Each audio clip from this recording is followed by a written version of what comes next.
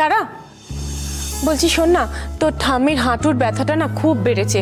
আমি একজন orthopaedic appointment করেছি, ঠাম্মিকে একটু নিয়ে যাচ্ছি। আমিও যাই? না না, তুই গিয়ে কি করবি? তোর যাবার দরকার নেই। তোমরা বেরিয়ে যাচ্ছ, প্রীতিও নেই, বাবা আছে, আমার একা থাকতে ভয় করছে। ভয় করছিস কেন? তুই তো তোর ঘরে থাকবি, ঘর থেকে না বেরোলেই হলো। হ্যাঁ আচ্ছা, আমরা এলাম। মা চলুন। চলো চলো।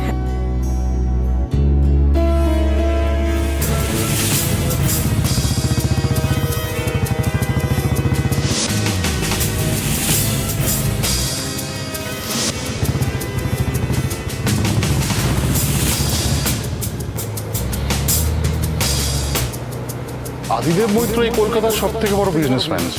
ওনার এগেনস্টে গিয়ে আমরা কিচ্ছু করতে পারবো না। শুধু আমরা না, কোনো কোম্পানি আদিদেব মৈত্র রিজেক্ট করা প্রজেক্টে হাত দেবে না।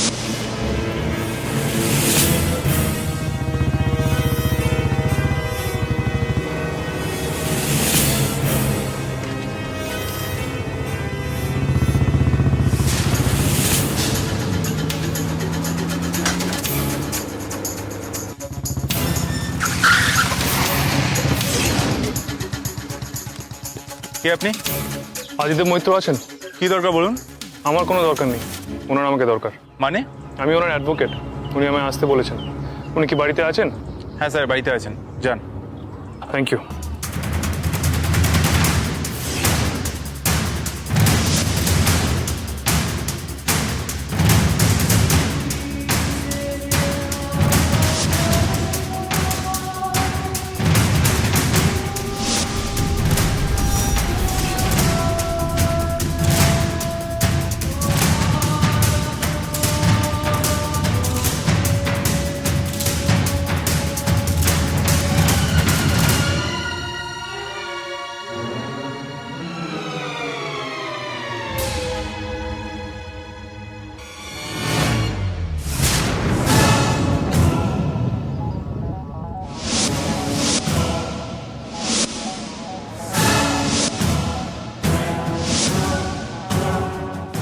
তোমার সাহস তো কম নয়। একদিন এই বাড়ি থেকেই তোমাকে ঘাড় ধাক্কা দিয়ে বের করে দিয়েছিলাম, মনে নেই?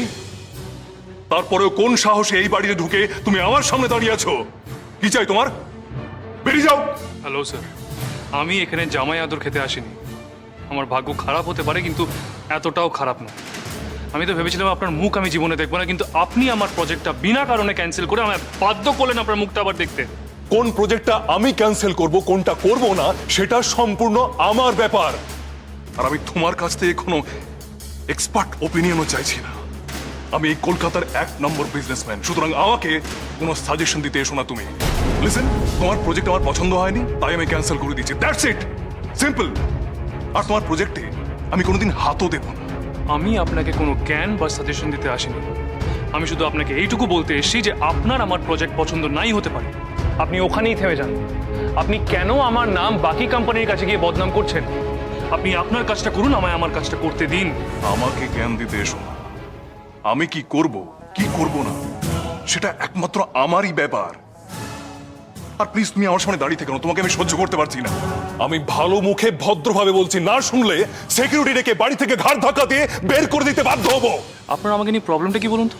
কোথাকার কোন মেনকা আপনার বাড়িতে প্ল্যান করে আগুন লাগিয়েছে, সেটার জন্য আপনি আমাকে ব্লেম করছেন? কাউকে না চিনে, কাউকে না জেনে এভাবে অপরাধীর ট্যাগটা দেওয়া উচিত না। আমার সামনে ভালো সাজার চেষ্টা করো না তুমি। আমি তোমাকে খুব ভালো করে চিনে গেছি। তোমাদের বিশ্বাস করে আমি আমার মেয়ের বার্থডে পার্টির দায়িত্ব দিয়েছিলাম। You cheated me. তুমি মানুষ না, ইউ আর আ ক্রিমিনাল। এই জীবনে তুমি যতই চেষ্টা করে নাও, এক পাও দাঁড়াতে পারবে না। আমি তোমাকে দাঁড়াতে দেব না। আমার আপনার সার্টিফিকেটের দরকার নেই, আপনি আপনার মতন থাকুন। আমি শুধু আপনাকে এইটুকু বলতে এসেছি যে আপনি আমার বিষয়ে যেসব উল্টো পাল্টা রটিয়েছেন সেসব উইথড্র করে নিন, বলে কিন্তু আপনিও চেনেন না আমি কে। কে তুমি? হু আর ইউ? আমার তুমি কি করে নেবে? লিসেন, আমার বাড়িতে এসে তুমি আমার মেয়ের বার্থডে বাড়িতে আগুন লাগিয়েছিলে। তারপরে তুমি কিভাবে আমার সামনে দাঁড়িয়ে থাকতে পারো? এই জীবনে তোমাকে আমি দাঁড়াতে দেব না। তুমি তোমার ওই প্রজেক্ট কোথায় লঞ্চ করো সেটা আমিও দেখে নেব।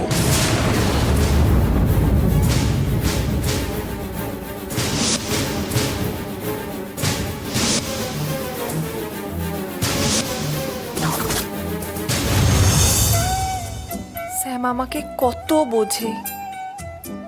এটা কি সুন্দর। আমি বাবাকে যতটা ভালোবাসি ও বাবাকে ততটাই ভালোবাসে। শুনুন, আমি এখানে ভিক্ষা চাইতে আসিনি।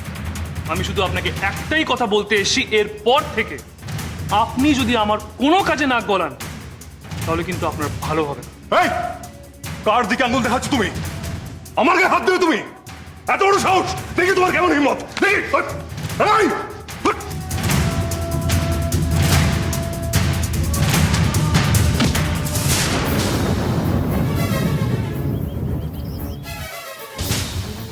ড্রয়িংয়ে কিসের চেঁচামেচি হচ্ছে?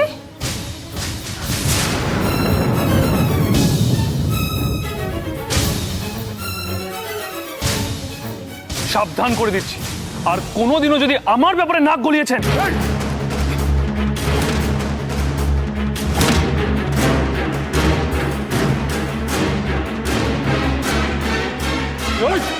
তুমি আমারই বাড়িতে এসে আমারই গায়ে হাত তুলছো? এত বড় সাহস তোমার? তুমি জানো আমি কে? হ্যালো মিস্টার, আমি আমার প্রজেক্ট লঞ্চ করাবই। রিয়েলি? ওকে, আমিও দেখবো। Security, security! সিকিউরিটি রাখতে হচ্ছে? ভয় পেয়ে গেলেন? দম শেষ? হ্যাঁ,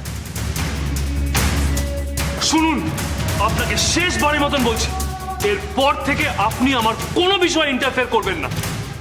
এই! তার ছেড়ে দিন আমার উপর। চলো এখান থেকে। ধরো একে, বের করে দাও।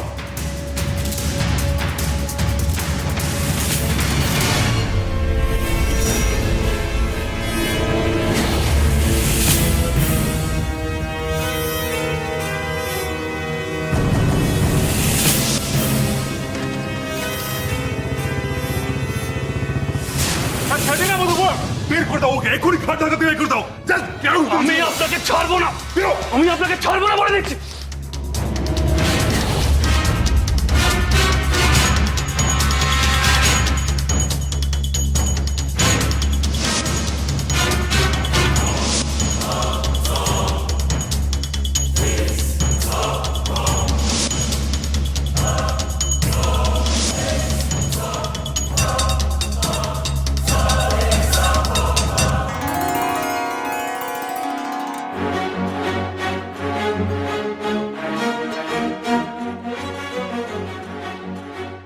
কি এর পাখির খাদ্যের মতন খাদ্য দিচ্ছ?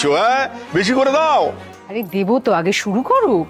হ্যাঁ, এই ডালটা করেছো যে লাউ দিয়ে, এটা এটা খুব ভালো। হ্যাঁ হ্যাঁ নাও এবার শুরু করো তো। হ্যাঁ, তৃপ্তি করে খাও, তৃপ্তি করে খাও। এই সব তোমার জন্য তৈরি করা হয়েছে। হ্যাঁ, তোমার সামনে ভোগ দেওয়া হলো, নিবেদন করা হলো।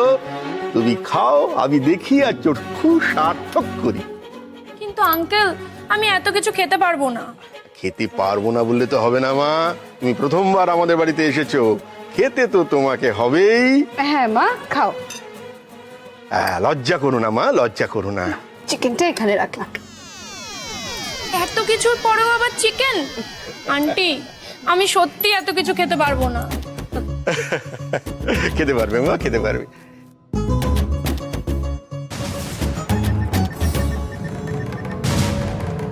আস্তে আস্তে খাও, যা দিয়েছি সব খেতে হবে কিন্তু। খাও। হ্যাঁ আন্টি, চেষ্টা করছি। তরকারি ছেলেটা ফোনটা তোলে না। তুমি খাও, হ্যাঁ আমি আসছি 1 মিনিট। কি গো, ধরছে না? না না, ধরছেই না কিছুতেই। আরে না ধরলে না ধরবো, ছাড়ো তো। বলছি, মেয়েটাকে আরেকদিন আসতে বললেই তো হলো। আরেকদিন আসতে বলবো? কোটিপ্রীতিকে আমার মতো তোমারও ভালো লেগেছে? ভারী মিষ্টি। শুধু মিষ্টি? কোটিপতির মেয়ে। যাও যাও, তুমি দেখো গিয়ে ও ঠিকঠাক খাচ্ছে নাকি। হ্যাঁ, আমি আর ছেলেটাকে আরেকবার ট্রাই করি। হ্যাঁ, ট্রাই করি।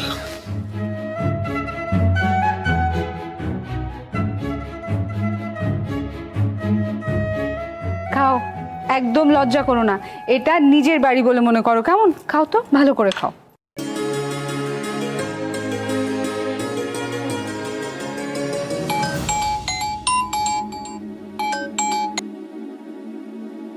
হ্যাঁ দি ভাই বল। তুই কোথায়? এই তো আমি আমার ড্রিম বয়ের বাড়িতে। ও বাড়িতে নেই, কিন্তু জানিস ওর মা বাবা আমাকে কি যত্ন করে খাওয়ালো, আমি এখানে খেয়ে নিয়েছি। শোন না দি ভাই, আমার না যেতে একটু লেট হবে, ও আসুক আমি ওর সাথে দেখা করে যাব। না রে, তুই যত তাড়াতাড়ি সম্ভব এখানে চলে আয়, এখানে ভয়ানক সমস্যা হয়ে গেছে। কেন, কি হয়েছে? তুই আগে বাড়িতে আয়, আমি সবটা বলছি। তুই যত তাড়াতাড়ি সম্ভব প্লিজ চলে আয় প্রীতি। আবার কি সমস্যা হলো? কোথায় যে থাকে ফোনটাই ধরছে না। কি করা যায় বলো তো? তাই তো। এই, এ কি, তুমি উঠে এলে যে? গিয়ে বসো। আঙ্কেল আসলে আমার একটা আজকে আর্জেন্ট কাজ পড়ে গেছে, আমাকে এক্ষুনি যেতে হবে। এক্ষুনি যাবে কি? আরে বসো, সমু আসুক, ওর সঙ্গে দেখা করো, তারপরে যেও। আরেকদিন আসবো আমি আঙ্কেল, সমুদ্র আসলে বলে দেবেন যে আমি এসেছিলাম। তাহলে আসি। আচ্ছা বেশ, এসো। এই আরেকদিন আসতে হবে কিন্তু, হ্যাঁ? আর ভুলে গেলে চলবে না। Okay uncle, bye aunty, bye uncle. By.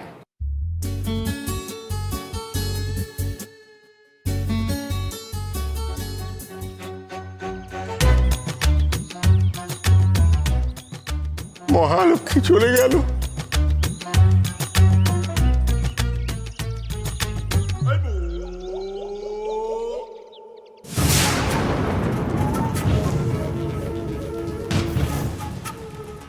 প্রীতি, এই দি ভাই কি হয়েছে, এরকম ভাবে ডেকে পাঠালি কেন? সে কি সাংঘাতিক ঘটনা প্রীতি, একটা ছেলে বাড়ির মধ্যে ঢুকে বাবার সাথে সে কি ঝামেলা। তাই? হ্যাঁ, এর মধ্যে মামনি আর ঠাম্মি বাড়িতে নেই, ওরা হসপিটালে গেছে। আমি কি করব কিচ্ছু বুঝতে পারছিলাম না, তাই তো তোকে ফোন করে ডেকে আনলাম। বাবার সাথে ঝামেলা করেছে? কে রে, মারামারি করেছে নাকি? আমি কি করে জানবো, আমি তো ঘরের মধ্যে ছিলাম। তারপরে চিৎকার চেঁচামেচি শুনে আমি বাইরে এসে দেখি সে কি কথা কাটাকাটি, হাতাহাতি।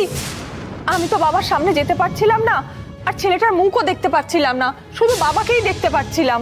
তারপরে বাবা চলে যাওয়ার পর আমি বাইরে বেরিয়ে দেখি সিকিউরিটিরা ওকে ধরে বাইরে বার করে দিচ্ছে। আমি তখন ওর মুখটা দেখতে পাইনি প্রীতি। তুই কি রে দি ভাই, বাড়িতে থেকেও ছেলেটার মুখ দেখতে পারলি না? সেটাই তো, আমার নিজেরও খুব বিরক্তি লাগছে। সিকিউরিটি গুলোরও তো উচিত ছিল ছেলেটাকে পুলিশে দেওয়া। যাকে এখন এসব ছাড়, বাবা কেমন আছে, বাবা ঠিক আছে কিনা সেটা জানতে হবে। তুই একবার যা বাবার কাছে জানতে চাইবি ছেলেটাকে। আমরা কিন্তু ওকে ছাড়বো না। তুই ছেড়ে দিল, আমি কিন্তু ছাড়বো না। আমি এক্ষুনি বাবার কাছে গিয়ে খোঁজ নিচ্ছি, দাঁড়া।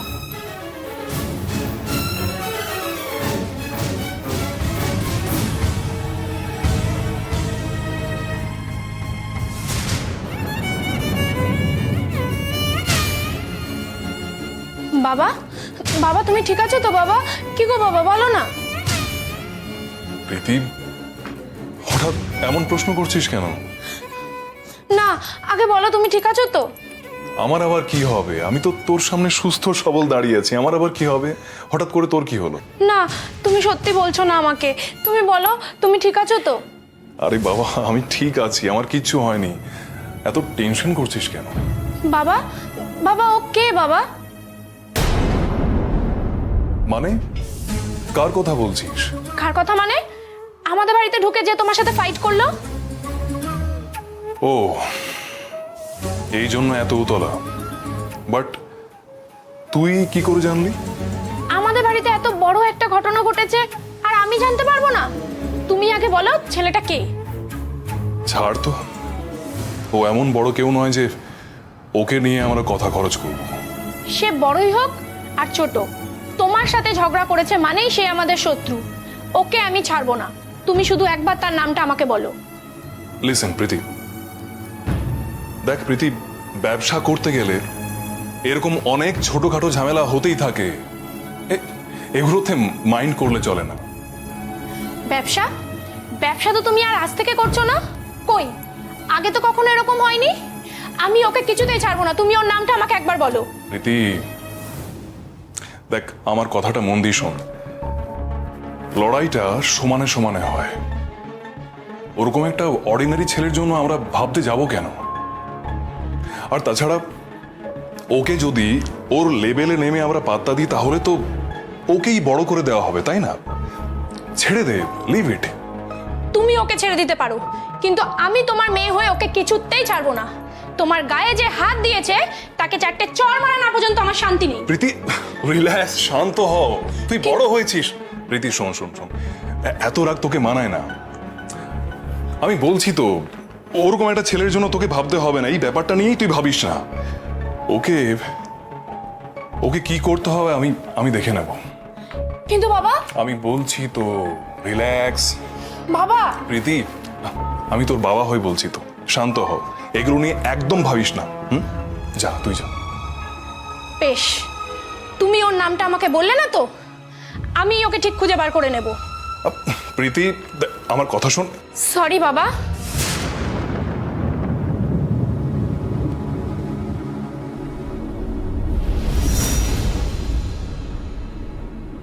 কিরে, এতক্ষণ কোথায় ছিলি? এতবার করে তোকে ফোন করলাম।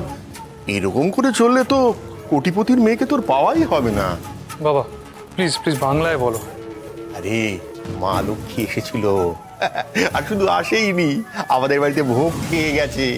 তোর মা নিজে হাতে সেবা করেছে।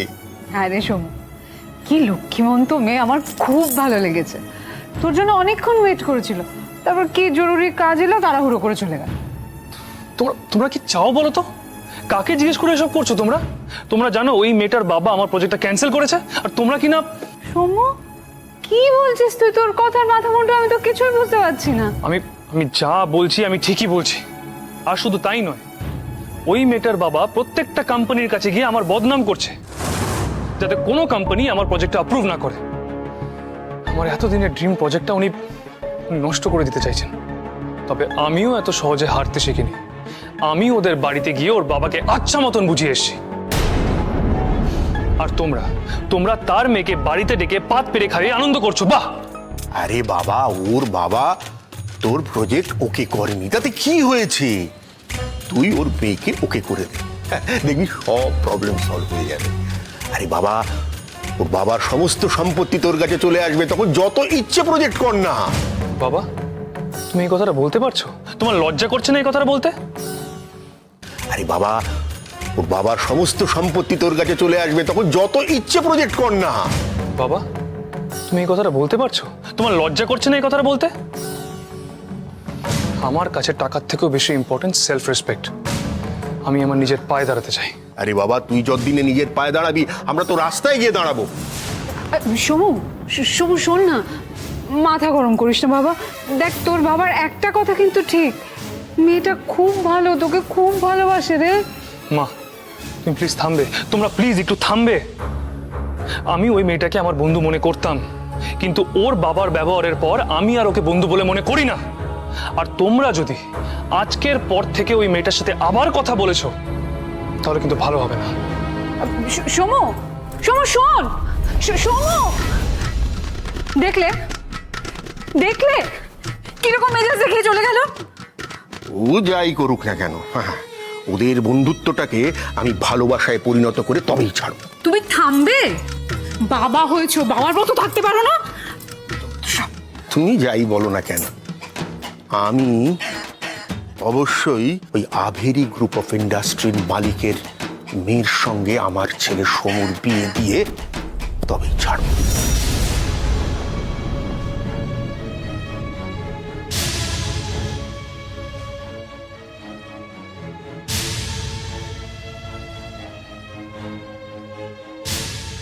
কি রে প্রীতি, বাবা ঠিক আছে তো? হ্যাঁ, বাবা ঠিকই আছে, কিন্তু বাবার সাথে কে এমন করলো সেটা বাবা বলতে চাইলো না। বলতে চাইলো না মানে? তুই জোর করে বলাতে পারলি না? আরে জোর করিনি, রীতিমতো জোর করেছি, তাও বাবা বললো না। বাবা কিন্তু বলতে না চাইলেও আমরা ওকে ছাড়বো না, কিছু তো একটা ব্যবস্থা করতেই হবে। কিন্তু ও কে, কি করে জানা যায় বলতো? আচ্ছা, সিকিউরিটিরা তো ছেলেটাকে দেখেছে, চল না আমরা গিয়ে জিজ্ঞাসা করি। তোর কি মনে হয় আমি জিজ্ঞাসা করিনি? ও অ্যাডভোকেটের মিথ্যে পরিচয় নিয়ে এই বাড়ির ভেতর ঢুকেছিল, সিকিউরিটিরা ওকে থামাতে যায়, তখনও তাদের সাথেও মারপিট করেছে। মহা মুশকিল তো, তাহলে আর কি করা যাবে? কিন্তু ছেলেটা কে সেটা যদি জানতে পারতাম।